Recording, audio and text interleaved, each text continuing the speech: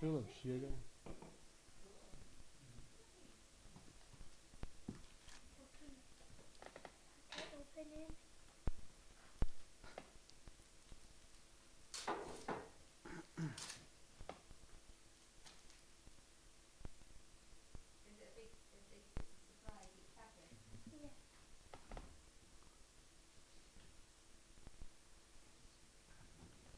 And what do you do with them? Do you trade them with your friends? But are they real people? Okay. But what's the end goal? This one's much. That's good now. Tampoco pink love. This one's okay too? Yeah, Yeah. that's slightly louder, but that's Slightly good. louder. Is that a good packet? Hello, hello, hello. Yeah, it's good. Oh, you've got loads of packets.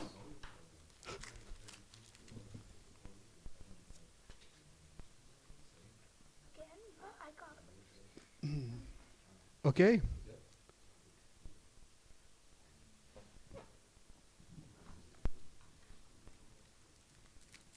So just press record, man, and then it's recording now, is it? Hey, buenas tardes. Welcome to Pulpo. Thanks a lot for coming. I'd like to introduce Grace. Grace Berrows. It's Grace Berrow, isn't it? It's just the Berrow. Okay. See you later, Hugo. Welcome, Grace. Thanks a lot.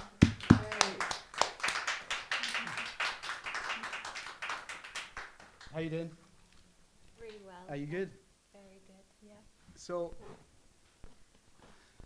this week I sent you a little text and asked you to give me 10 Oh, yeah. words. And you gave me 10 words, and I'm trying to find them.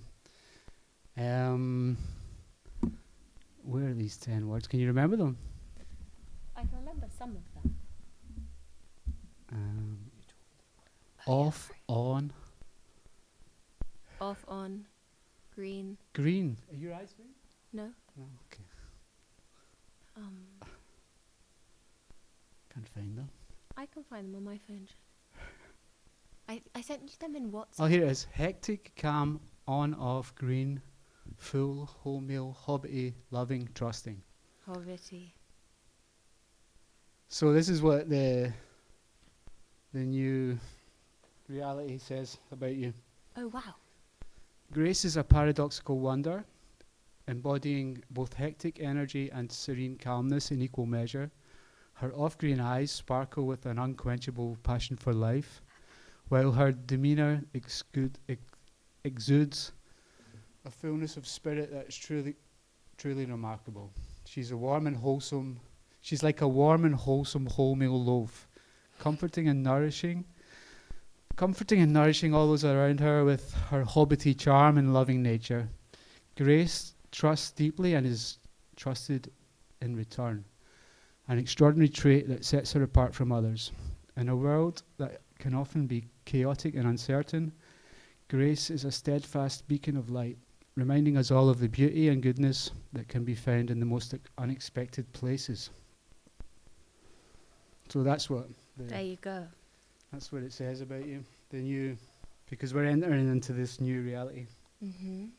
where reality is going to change. Right. I think. When? Well, It's probably already already happening. happened. Probably. Anyway, so I thought that would be a nice introduction. Yeah. It's nice to see you. I can't remember when I met you. Was it 2 years ago? I met you at Safonda with Stefano. Is that the first Like time we met? 3 years ago, I think. Even. Fonda. Yeah. Steph, I remember he invited us for lunch Where? up in the Furnilage. Oh, Somewhere. Wasn't very nice. yeah. His leaving party. I think I had fish. Yeah, we had a feast up there. Of not very nice. Yeah. So, and then I hung out with you in Patiki and with Catherine, and we got to know each other quite well. And you came and played. In Patiki. Yeah. But can you tell me a bit about your background and your childhood? And you're English, right? Okay, what happened? I was born in London, and then I travelled all my childhood with my parents. Well, not all of it, lots of it. So we spent the first year of my life in Dea, living in a little house on the cliff. And then we lived in Paris, and then we moved to South Africa for 4 or so years. My parents were building a boat there. Then we were based out of Palma. So we came back to Mallorca, and we were based, that was the port of Palma was our kind of home, and then we just travelled around on the boat for a few years. And then I moved to the West Country, like West Dorset. And I think that was from when I was like 6. So a lot of my childhood was spent in West Dorset. Yeah. But I had a lot of Mallorca in my early childhood, so I think that's why it feels really familiar to be here. To come back, I feel like it feels very homely. So the first year of your life was in there, really? Yeah. In a house with like,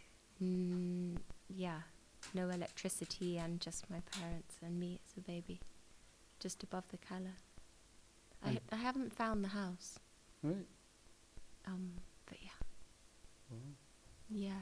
And you went, and where did you go to school?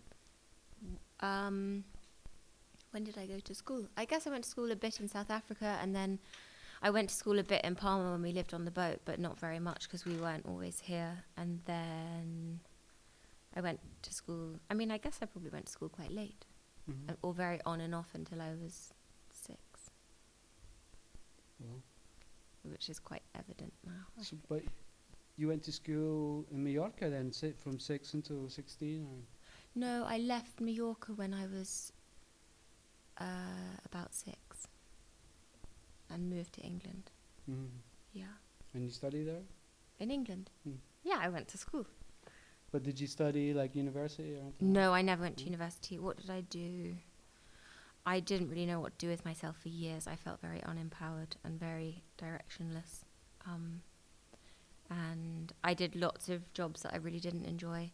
And then lots of jobs in design, in jewellery design and fabric design.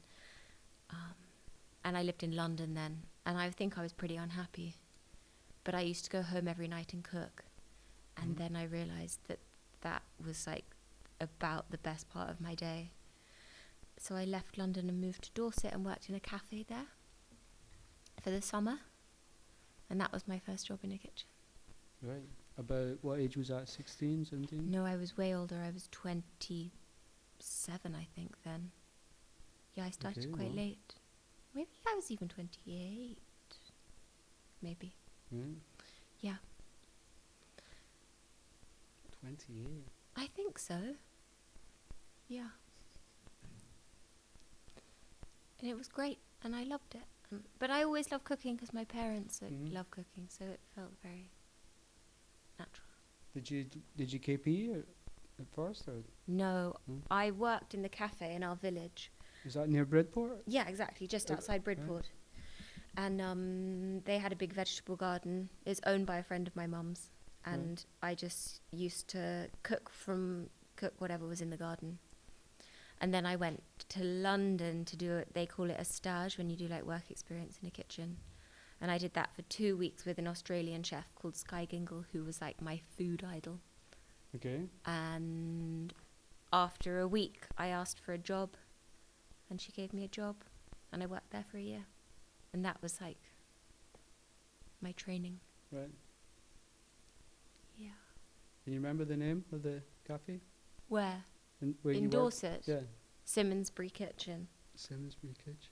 Yeah. Was it busy? The cafe? Yeah.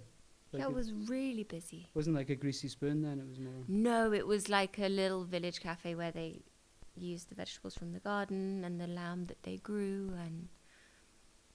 But it was really to help the ladies in the kitchen learn how to use the vegetables in the garden, because it was still, I don't know, it was kind of old-fashioned. Like, lots of the ladies that worked there didn't have butter at home. They were still, like, cooking with lard and... Really? Yeah. Seems strange now, thinking about it. But, yeah. So I did that. It was amazing. So you learned from this chef there? Then I went to London and I learnt loads from that chef Sky. Yeah, she was like my food guru, and then I just learnt to kind of love vegetables more than I already did, because she has a farm that supplies the restaurant. And yeah, it was really magical. And she was the first like female chef who I met she's very feminine but very strong. And she had this beautiful big restaurant, and I thought, wow, it's possible to be a feminine woman working in restaurants. And I thought that was pretty cool, and I wanted to do the same. But then I left after a year and thought I wasn't going to work in restaurants. So Why did you leave?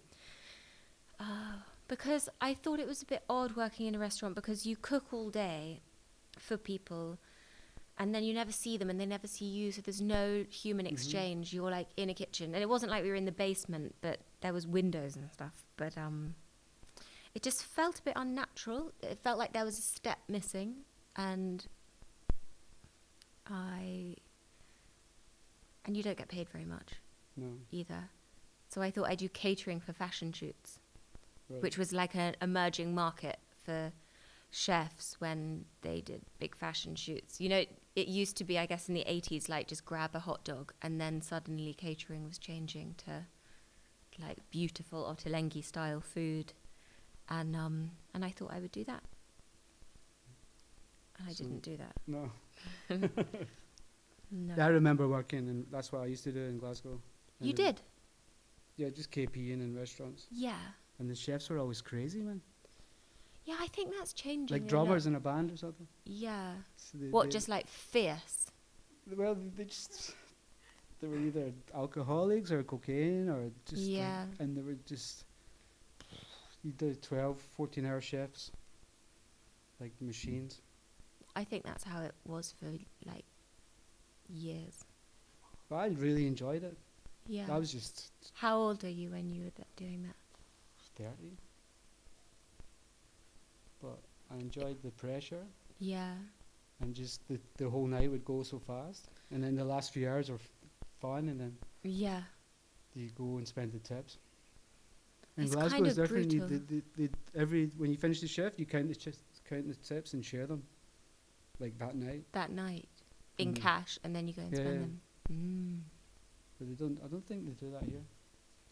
No, they don't. It's a bit strange. You get it at the end of the month.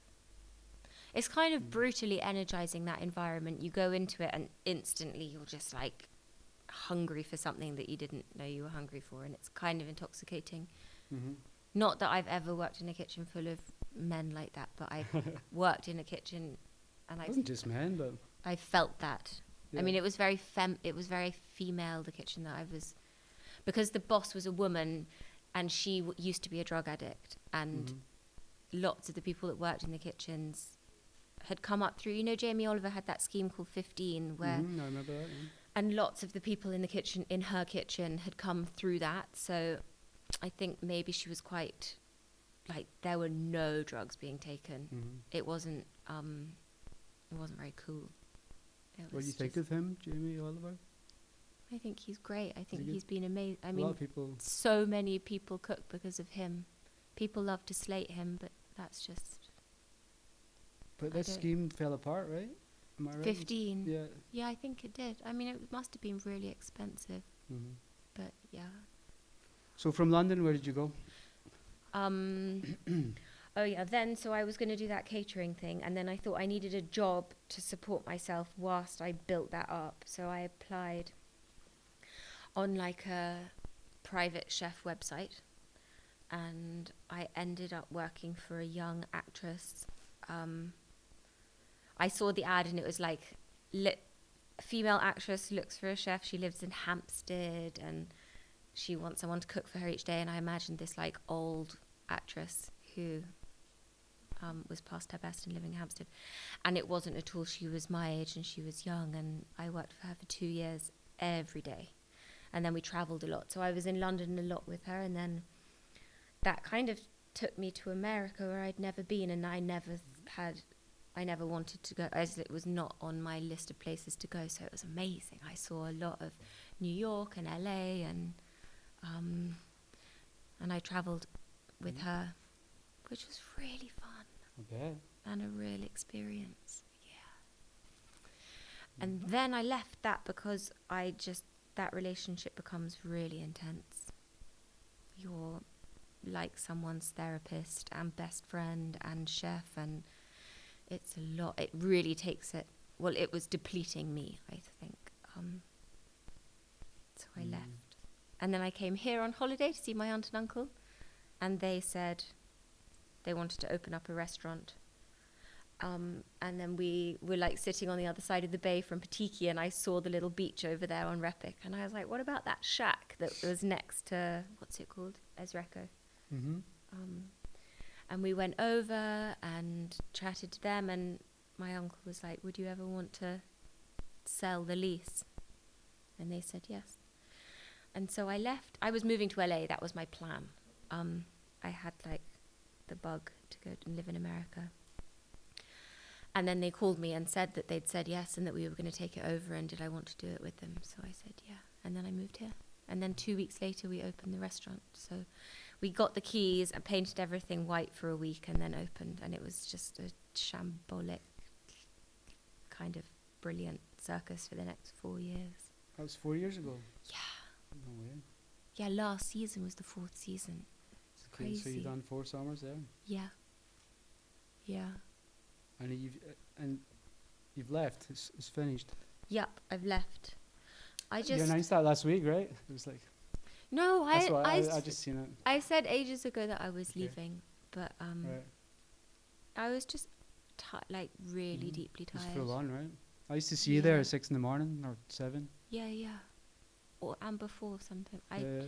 I found it very I loved it, but it was also like being a mother to the whole thing. It was not just the cooking, it was the staff and the vibe, and I felt a huge sense of responsibility, and that was really beautiful to be able to express myself like that was amazing, and such a privilege to have like an environment in which to express yourself through food and visually, and employ people that you felt good around.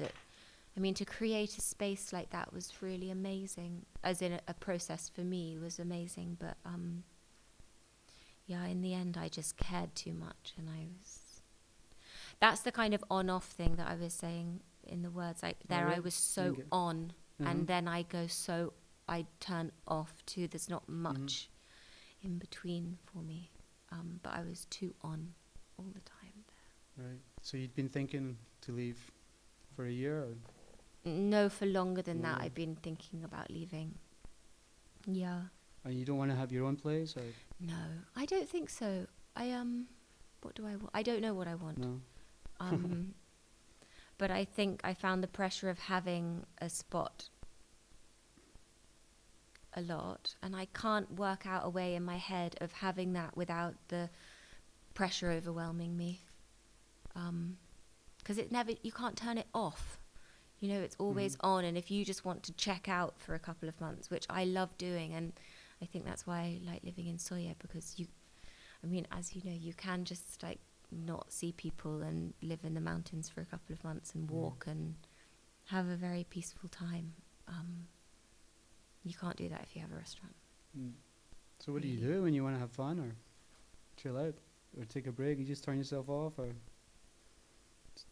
Well, hang on, that's loads of categories. Well, Chill out, what do you do have for fun? For fun, I don't know. Go dancing, go to the beach, eat with friends. The funnest thing for me is to make food and sit with friends and drink loads of wine until it's nighttime and then dance. Like, that's my idea of a dream. And travel, and I don't know, like we were saying just now, getting on a boat and going to Ibiza for the day and going out for lunch and coming back, and that's my idea of fun and exploring. So where do you feel most at home? I don't know, that's so different, because I think in Soya, but also in Bridport. Really, Bridport? Wow. Yeah, because that's home, my mum's there. I used to know the guy from Bridport. He invented K9. He was a writer for Doctor Who. Oh, really? He lived there, I don't know. and his wife was. You remember this chef, famous English chef who was always drunk? Really No. famous guy. Oh, the guy. Yeah, what's his name? Yeah, what's he? He's really good. Yeah, I was watching him the other day. He's amazing. What about him? Was he from Bridport? Yeah, well, he lived there, and then, yeah. Really? It's all I used to go there because there was a girl that I used to like who lived there When did you used to go there? 20 years ago. There was a cinema, and there was a guy who's The cycling a Electric bicycle, Palace. and he would power the cinema by bicycle. What? Yeah, Yeah. that's an amazing Electric Palace, cinema. Yeah, they had some. Yeah. I spent a New Year's Eve there one night, Great. New Year's Eve in Bridport's amazing. and they filmed the Reginald Perrin. You know, the fall and rise of Reggie Perrin, where he goes to the beach and takes his clothes off and just swims, Right, I haven't seen and it. just keeps. He doesn't come back. And they filmed that They there. filmed that. They filmed loads of things there, right? It's a really Cool. magical place, I think, Well, where's the nicest place you've been? Just in my life. traveling. I think Biarritz. Biarritz. Yeah. Where's that? It's in France. It's in the Basque Country, just over the border from Spain. Sounds fancy, man.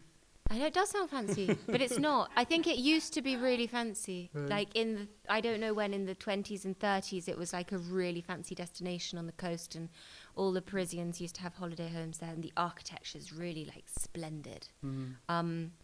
And then it just went massively downhill, and now it's full of surfers. The surf there's amazing. That whole coast is Okay. full of surfers, and the countryside is like West Dorset. Really? So it feels really homey. It's really hillocky and hobbity, but then you have this amazing architecture right on the water's like chalky with big waves, and it feels really rich in minerals, which I think feels familiar to Dorset to me. I think the air and the food and everything there is so rich.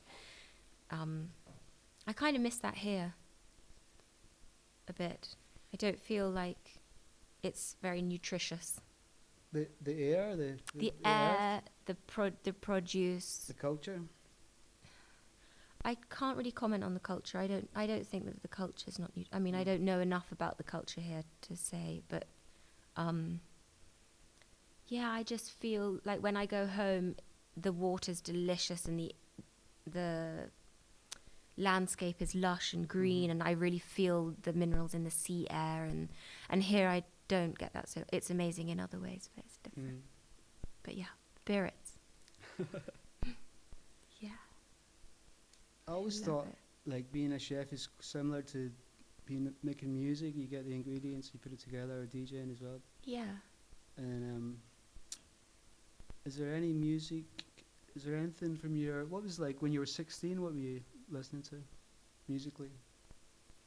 I think Black Rebel Motorcycle Club Really? were my favourites That's then, cool. yeah. And Rolling Stones, Right. yeah. Did you ever Cool. go to concerts much, or? Not when I was young. When I was like in my early 20s in London, I went to loads of concerts. But not, I lived in like the depths of Dorset, and I was incredibly uncool. And I still like, yeah, I was really such a slow developer. I think I still am. You can't remember a concert that had a big effect on you? Or No, not really. but my dad and my uncle were managers of bands. Yeah, gangsters, right? Well, maybe. Oh, No, they're not gangsters, yeah. are they? I don't know. They're like the answer. They have Yeah. a bookies as well. Was it a bookies? Like How a do you betting know shop? that? Yeah. No, they were like Peaky Really Blinders. Gangster, man. That's gangster. Man. They Betting were- shops and nightclubs. Yeah, they had. How do you know that? Yeah, they had greyhounds and nightclubs. Catherine, will we and answer it? Hey. Catherine. Yeah. Hello? Catherine? Sorry, Grace. Catherine, I'm talking to Grace. Oh, sorry. Sorry, how you doing? Hi. Okay. No, have you finished your podcast? I'm just doing it. You're on it, man. Is that okay? Oh, hi, folks. Hi, everybody. Hi, Grace. I'll get off the phone. Hi. Big kiss. Sorry, Catherine's the reason we know each other. So, anyway, what were you saying? Yeah, definitely Oh, yeah. they were like Peaky Blinders. What was the name of the club? Oh, Rum Runner. Yeah, In- I did have a look at. Yeah. I was reading about Black Sabbath used to go there, and Yeah. And the Duran Cray Duran. twins. Your uncle told them to get lost. Really? The twins. I think they weren't allowed in. I Sounded don't know. amazing, but you don't remember that. That was before you were No, born. that right? was before I was even conceived. So they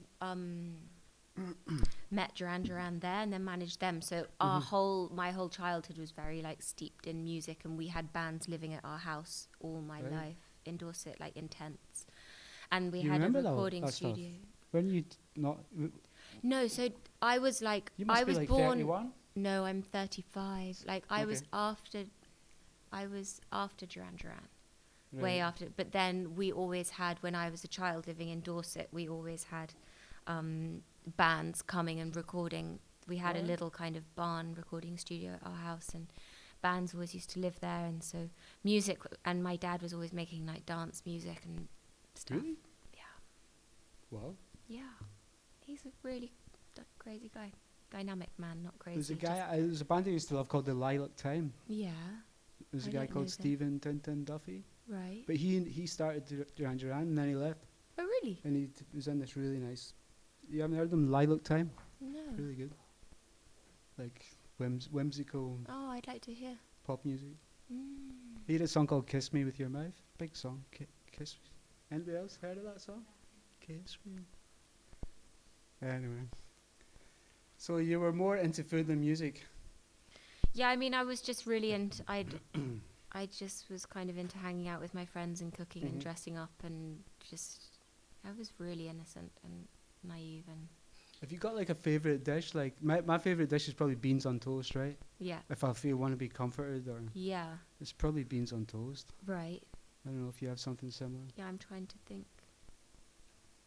Beans. We would just have been eating beans for days. Yeah, beans are very comforting. I think.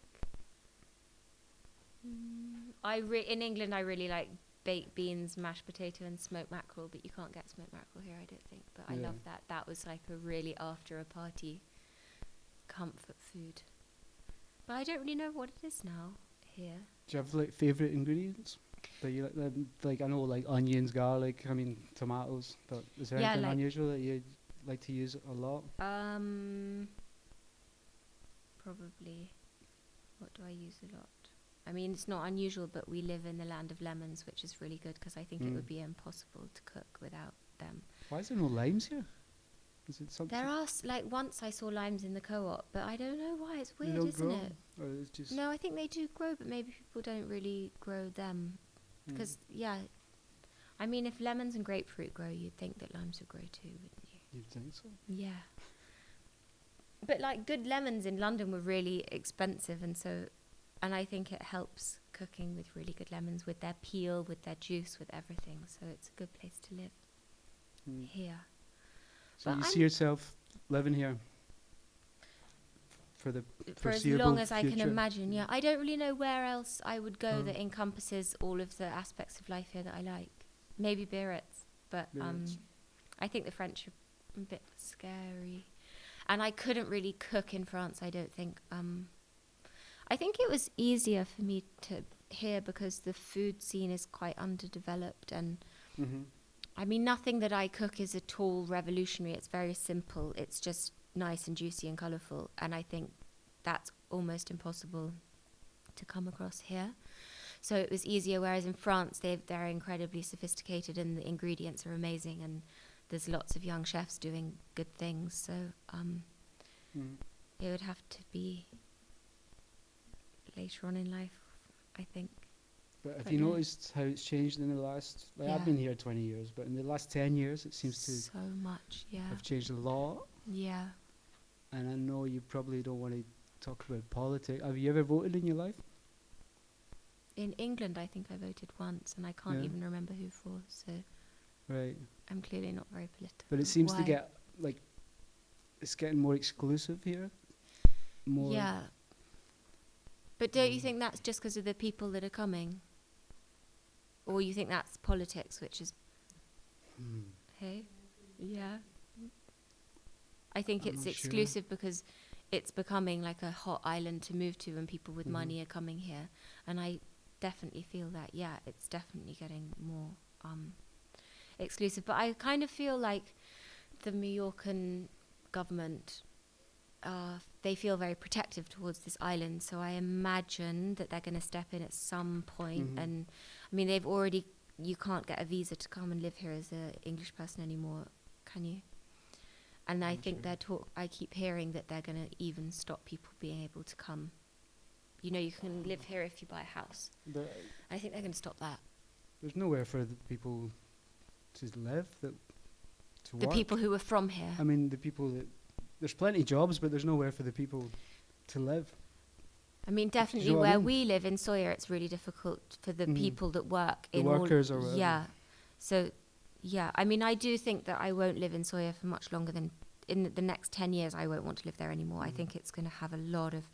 It's going to become very shishi, and I like it because it's not shishi. It's almost like a gated community. I know Daya is almost like that. Yeah, I think it you probably won't be able to come into Mallorca unless you have a certain amount in your bank account. Do you think? Pretty soon. Really? Well, I've got a friend whose girlfriend couldn't come from Egypt because they won't let her into Europe without a certain amount in the bank account. Lucky we're already in. Yeah. That would be really. Yeah, that doesn't feel nice, does it? Mm. But I think there's other beautiful parts of the island, and I Mm. actually think maybe Menorca's the answer in 10 years' time. I've never been there, but Oh, Martin, you've yeah. got to go. Yeah. It's the promised land. Really? Yeah. Everyone says it's really what do they say? It's really quiet and it's really windy, and it's just not true. It's not that windy at all, and Quiet's okay. quiet's good, but I don't think it's even that quiet anymore. But it's beautiful. It's So, very lush. what are your plans for the future? Are you just working on the retreats and? I was you doing going one? to, Yeah. and now I'm gonna work at you know Sombleda, the hotel on the way to Daya. Mm-hmm. That's Corazon. I'm gonna work there. Oh my God. I'm gonna run their kitchen this summer. You're just going to do 1 summer? Well, it's Magnus is their chef, and he's from Australia, and his Okay. visa's just not coming through. So I'm gonna run it until he Wow. gets here, but we don't know if he's gonna get here. I've never been there. I always kind of drive past and I'll go down, but I've never actually stopped. It's really beautiful. Right. It's huge, but it feels really cozy, and Mm-hmm. I mean, you can imagine the I like wind the place just above, San Mika, is it? Oh yeah, where you can get cakes. That's great. That place. Yeah, I've never been there. I just walked past it. Alright. I should go. So you're going to work there? My God. Yeah, it's not really what I expected, but I see, like someone told me it's like the cheapest room's 2,000 a night. Is that I right? have no idea. That seems a lot. It can't be right. I know Residencia is similar. Is it? Yeah, it's 1,000 a night if you want to spend one night there. I mean, they definitely could charge that if they wanted to, so it wouldn't surprise me. But I have no idea how much the rooms are. There's only 12 rooms. Really? Yeah, Small. it's little. Yeah. When do you start? I start. It opens in June, but I start on the 20th of April. Okay, so you've got a few more weeks Yeah, to have before I enjoy. start panicking. And then it'll be like 12-hour shifts? I don't know Mhm. what it'll be. I mean, in reality, yeah. So you'll be doing breakfast, And it's lunch, 7 days a dinner. week. It's just breakfast and lunch and snacks in the evening. So I think I'll be there from like 6 in the morning until 6. You can give me a job.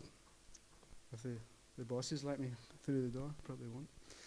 Why not? I'm s- Definitely can have a job. Really? Yeah. Why aren't you allowed through the door? That's a long story, man. Oh, what? That's a real thing. No. Yeah, it is. No. Okay, so we'll get you through the door, and then you can come. But they're different bosses. They're not the same people. I heard there's 2 bosses, yeah. And there's one taking care of the art and the cup music, and then there's a business That's side. Magnus, who can't come. Yeah, I've never met Magnus. he's amazing. So That's cool. Yeah. So you're And that's just for the got summer. some security for the next year or two. Yeah. Well, just for the summer, I think. Mm. Honestly, I'm just doing it to fill in for Magnus because I think I've just overstretched myself. Mm. I think I've got a bit of burnout. I mean, I'm pretty sure I've Yeah, overexhausted myself, and now I'm a bit weak. Like, I get really tired really easily. So, Right. yeah. Oh, can I ask you like a bunch of like fast, stupid questions? Yeah. Like favorite movie?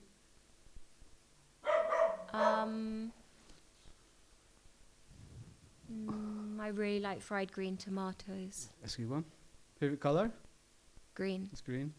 Well, I've got the answers and not the questions. Favorite animal?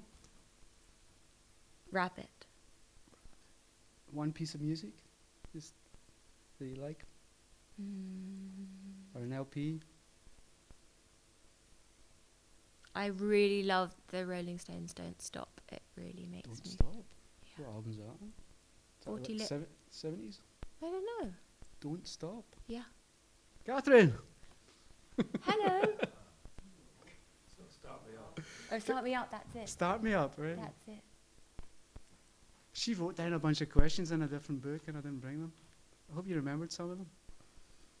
Well, oh, have you ever kicked anybody out of a restaurant? Have you ever kicked anybody out? Or that was one No, of them. but I refused to serve someone this really horrible, arrogant man. That was a great thing about the restaurant when there's really crappy people who are arrogant and you can just tell they're an asshole. You can actually say that you won't cook for them. Like that was an amazing feeling. Hey, Arturo. Hello. Favorite animal? Rabbit. Oh, I said that right. Favorite city? Favorite what? City. I don't know. I don't really like cities. Maybe Paris. Paris. Yeah. Favorite brand? Brand? Like a clothing. Yeah. Careful. I have to think about these questions. I don't No, know. don't think. No, I don't have a favorite clothing brand. Okay. Transport? Favorite form of transport? Train. Yeah, I mean, it's the best. Favorite Yeah. drug? Drug. Cup of tea? No, I do like actual drugs, but not very much. But I think coffee because it's every day if you call Coffee's coffee good. a drug. Drink? I really find it difficult not to want to drink wine. Yeah, mine too. Yeah. Building? Do you have a favorite building? Yeah, I went to an amazing cathedral in Reykjavik in Iceland that Okay. I thought was just wow. Oh. Yeah. Did you go to the hot springs? No. You didn't? I was working. Man, I need to get... This is my ambition in life, to go in a hot spring. Yeah. Never done it. In which country would you like? Yeah, there's one in Spain. Is there? I think there's one in the Pyrenees. But Iceland's probably... That's where... I can't believe you went to Iceland and didn't go in the spring. I was working. Oh, shit. I was cooking. We were only there for 2 days, I think. Yeah. And book? Favorite book? Any Human Heart by William Boyd. I William Boyd? love that book. Yeah. Okay. What's the biggest... I'll keep talking about that book. No, nothing. Tell William me. Boyd? What's it? Never heard of it. He's brilliant. I mean, he's not brilliant. I just William love the Boyd? way Is he he writes Irish? it. No, I think he's very English. Very like you, 100% English.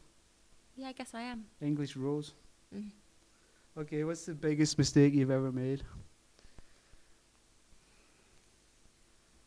I'm not really sure if I You must have fucking doing this. no, definitely not. I mean, I don't really consider anything to be a mistake. It's just all part of the Yeah. trip. Yeah, I mean, do you know what the biggest mistake you ever made I was? don't know. Huh?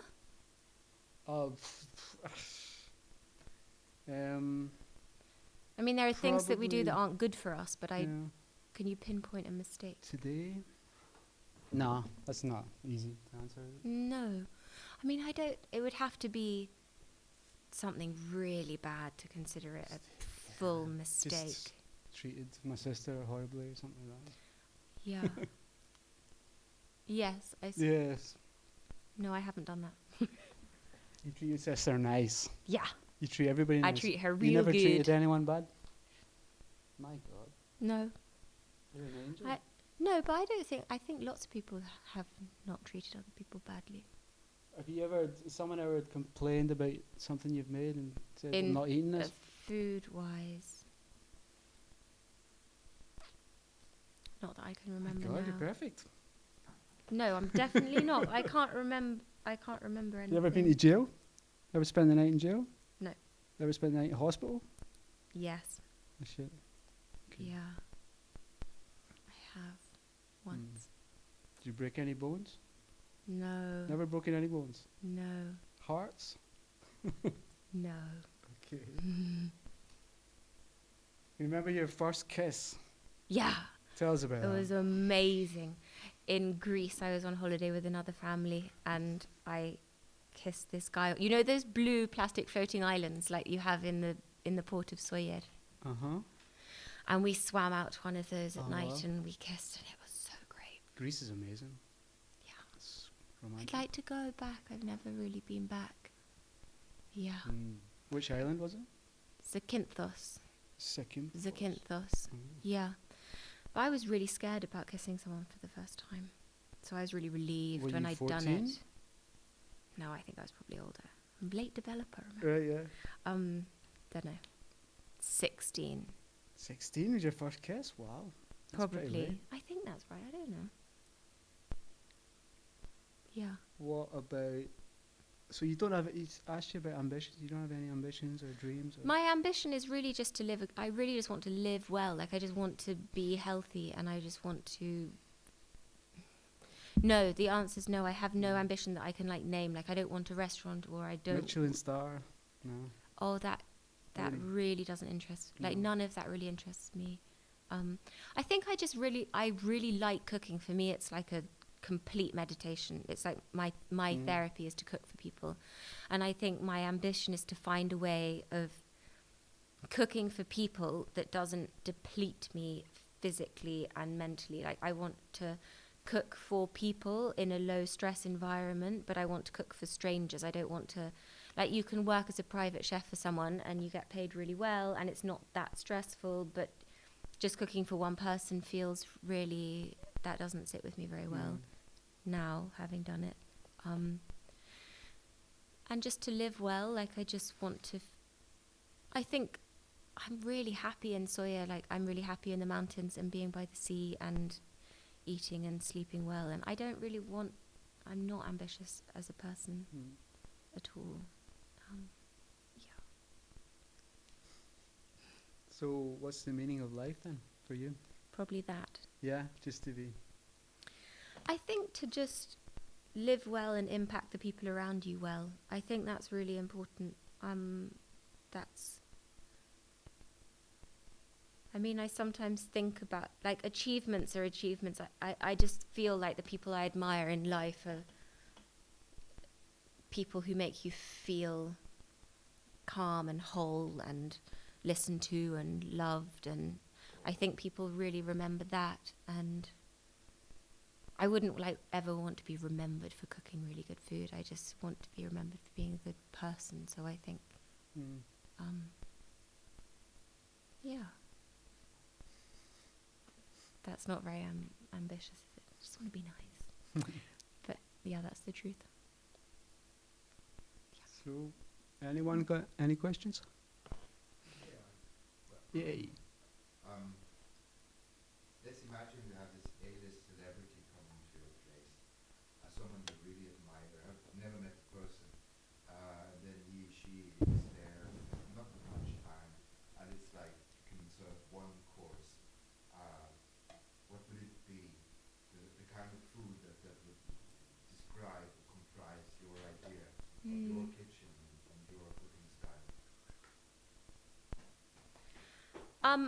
I guess it would be whatever's looking the lushest in the garden that day, and to... Yeah, I mean, maybe some really delicious sweet baby onions are in the soil, and you can roast them and have them with some salsa verde and some burrata and a nice chunky piece of bread and a glass of cold wine in a nice glass. I think just simple things on a nice blank plate, and wine in a nice clean thin glass, and something that's come straight from the soil, and that's, I guess the plate has to, for me, all plates have to have like something creamy, something fresh, and a nice, like a very good chunk of bread. I really like peasanty food, so anything that's just going to make them feel like they can get involved and be relaxed, and nothing splendid, just fresh and delicious, I think. And was there a phase in your professional life when you felt like you're getting close to your own very idea of your kitchen, or even a concept of you and your kitchen? I mean, Patiki is the restaurant Patiki, that's just me making the food that I eat and want to eat for other people. I can't really imagine cooking another way. I think lots of people, it's very common, it's very normal for chefs to make food for people in restaurants, and then the rest of the time they just eat at McDonald's and they never cook at home. And that's more common than chefs who actually like cooking. And I can't imagine doing that. I just make food for people that I would eat, and I do eat. So I think, yes, that expression of me is the food at Petit. Thanks.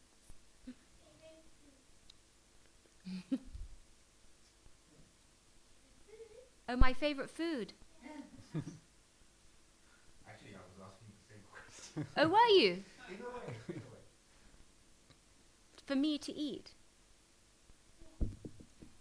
I don't really have a favorite, honestly. At the moment, it's that wild spinach, the bledder that grows all over the island in winter. I've been eating that every day for, I think, 4 months, because it grows outside my house. So yeah, wild spinach. I just steam it a bit.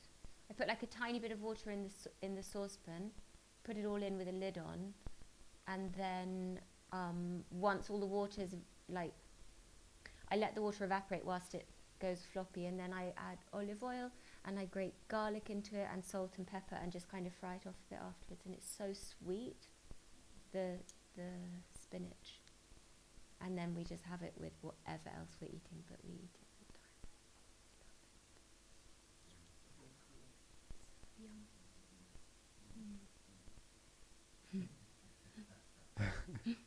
Any more? I actually have a question, because you mentioned the woman you're mentoring Yeah, and working with her, and it's like a very feminine kitchen. yeah, Do you find kitchens have become more feminine in the last 10 years? very much so, yeah. Yeah. Yeah, definitely. And I think they really did used to be really hot-headed, quite druggy, alcoholic environments that were very stressful, and now that's changing so much. And I think we're also realizing that good food doesn't need to be cooked by people who are kind of terrified and stressed. I think that's really common, and I think that drives people to be exhausted and angry and intense and frustrated. And I think maybe the world of food is changing a bit, which might allow more of a feminine energy in the kitchen. But also people often commented on the kitchen at Patiki having so many women in it, and it did, but not for, I never made a decision. That wasn't a conscious choice, but I think, yeah, it is becoming more feminine, for Do you sure. think it's like partly to do with the slow food culture, like slowing down the chefs, slowing down the Yeah, and maybe. educating the eaters in a way? Yeah, maybe it is. And I think also women are just generally becoming more empowered. So I think before, even if you were a great chef as a woman, you would have to have employed some guys, because those were the people that worked in kitchens, really. And I think that dynamic would be really difficult for them to have wanted to work for a woman. And I think that would be quite a difficult dynamic. Whereas now you have a lot of strong female chefs who are quite famous, and they have amazing kitchens too, and everyone wants to work together now, so it's changed a lot. Yeah, it's really nice. Yeah. What I never knew.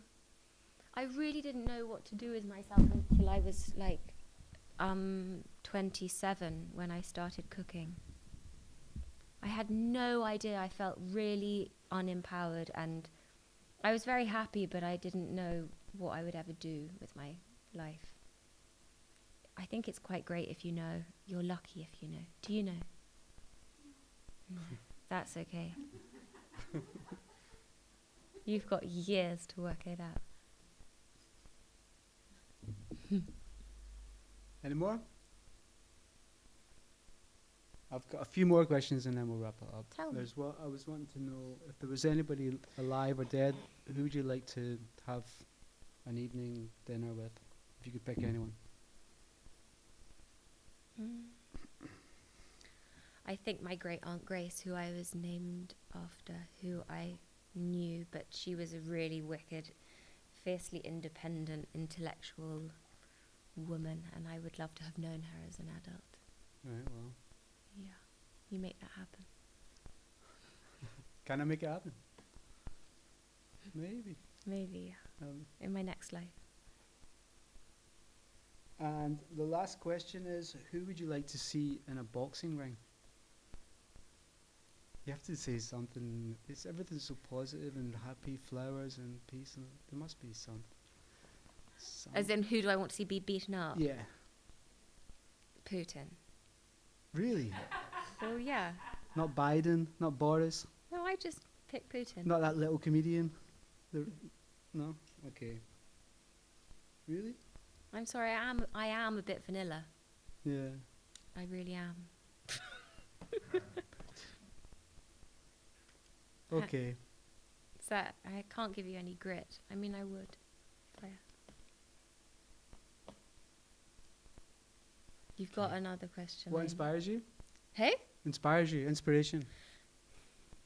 Vegetables. Vegetables. What's your favourite vegetable then? Must be one. Spinach? Kale? No, I can't choose. I love them all. It depends on the Nah, man, season. choose one. You can't choose. What makes you jealous? You make the jealous is. What makes you jealous? In life? Yeah. What,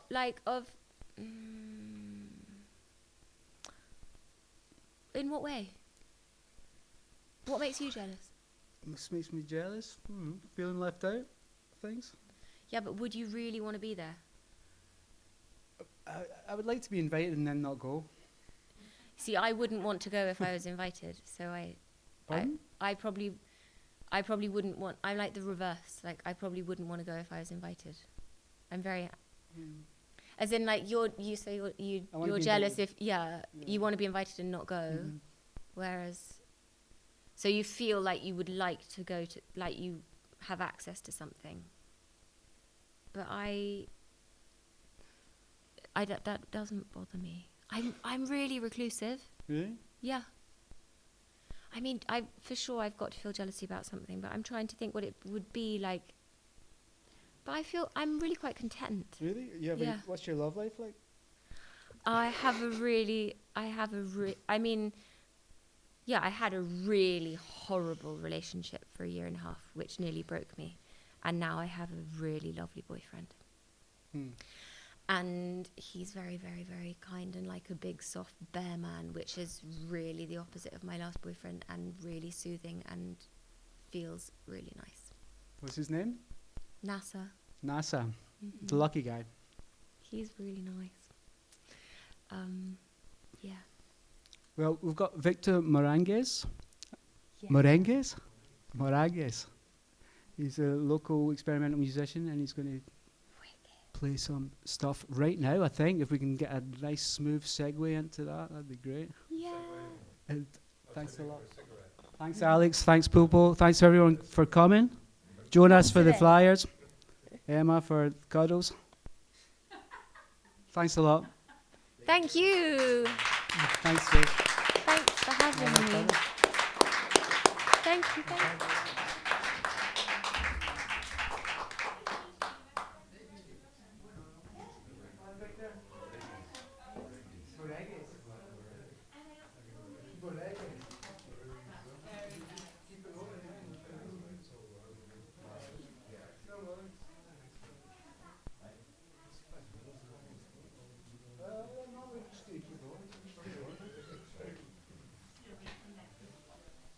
you okay? I can play a tune if you want.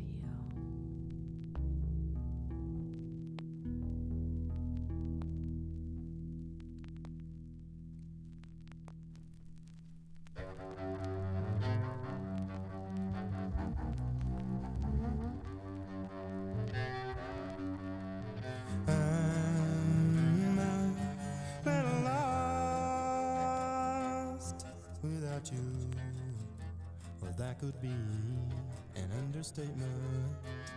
Oh, now I hope that I have paid the cost to let a day go on by and not call on you. 'Cause I'm so busy thinking about kissing you. And now I wanna do that without entertaining another thought. Out on the ocean surf, I'll have to pull myself together. Now it's harder, I'm not on my turf. Just me and those big old waves rolling in. 'Cause I'm so busy thinking about kissing you. And now I wanna do that without entertaining another thought. It's so unfinished, our love affair. A voice in me is telling me to run away. I hope your feelings isn't diminished. I hope you need someone in your life, someone like me. 'Cause I'm so busy thinking about kissing you. And now I wanna do that without entertaining another thought.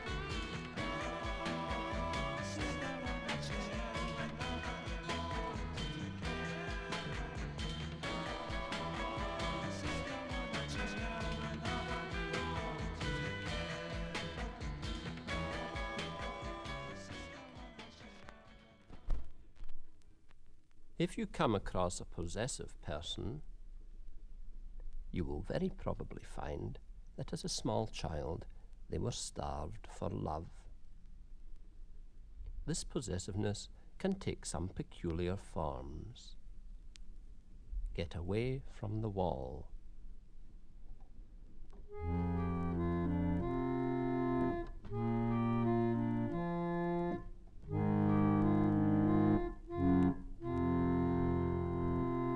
Walking down a very narrow alley in the street, I saw an old man standing by a wall.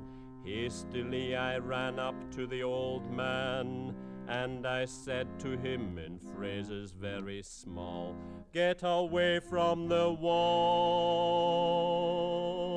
get away from the wall, get away from the wall." "Why," said the old man, "I'll tell you," said I.